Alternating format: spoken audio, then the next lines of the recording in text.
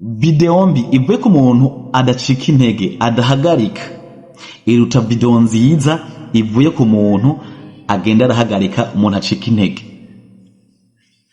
Ndasubiyemo, video mbi, image mbi ivuye ku muntu adacika intege, wa muntu aguma akora kenshi, iruta video nziza ivuye ku muntu agenda arahagarika. Nukuvuga iki? Abantu benshi bakunda kuvuga ngo mfise kamera idatanga amasanamu meza, canke ngo mfise telefone, umuntu akoresha telefone ku ma image, mfise telefone ya kera ntifata ama image meza. Ariko ico nokubwira, ubutumwa bwiza buruta image, ndetse n'ukuri kuvuga ikintu co uzi ukakivuga neza mu kuri biraruta quality ya image, sivyo? Ico rero wamenya neza niki, kuvuga ikintu kivuye ku mutima, ikintu uzi ukivuga neza, abantu baragukurikirana bakakumviriza, kuko bavuga ati uyu muntu vraiment aratanga ubutumwa bwiza, canke ibi bintu yigisha avyigisha bizi, ariko arabuze aparenze zimufatira amasanamu meza, ariko ibintu avuga ni vyiza kandi biradufasha, biratwubaka, sivyo? So rero ntuhangayike urondera ngo urumva ngo mpaka ngo mbe mfise ngo kamera nziza, ngo mfise telefone ama iPhone 15 Pro Max, ama Samsung. Oya, ukeneye kwanza kumenya ivyo ugomba gukora, kubivuga neza, kuvuga ukuri, kubivuga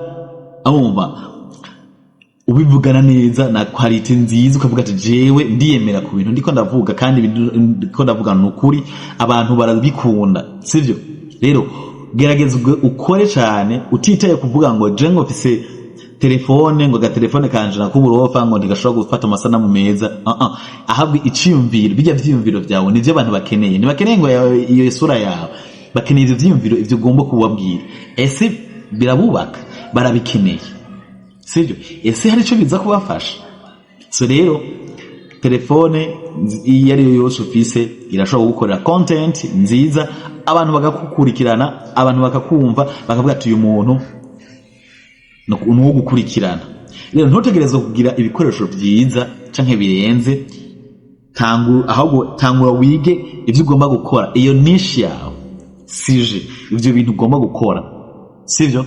Umanzu vyige ko aba ari byo, kuko ushobora gukora video isa neza nziza, ariko abantu bakarambirwa n'ivyo uri kuravuga. So rero tangura ukore ivyiyumviro vyawe, ivyo bintu ugomba gupartage abantu, wiye ukuntu uzobibahereza neza, hanyuma ivyo bikoresho navyo bizoboneka bukebuke. Niyo wakora bukebuke bizoshikaho uronka ico gihumbi, uronka ugure telefone imeze neza, canke ugure appareil imeze neza, utanga ibintu bisukuye, kuko uzoba wakoze. Rero ntiwicare ngaho uvuga ngo jewe ngo kubera ko ntafise kamera ngo sinokora, mbega nokora gute ntafise kamera, ngo mbega nokora gute ngo nkifise agatelefone aka Oppo, sivyo? Kora ukoresheje nyine ufise, izogushikana kuri niniya, sivyo? So rero amatrick nkayo yaronka kuri Naso Star TV mu gukora subscribe, partage, commentaire, mubana mudushigikira, murakoze cyane.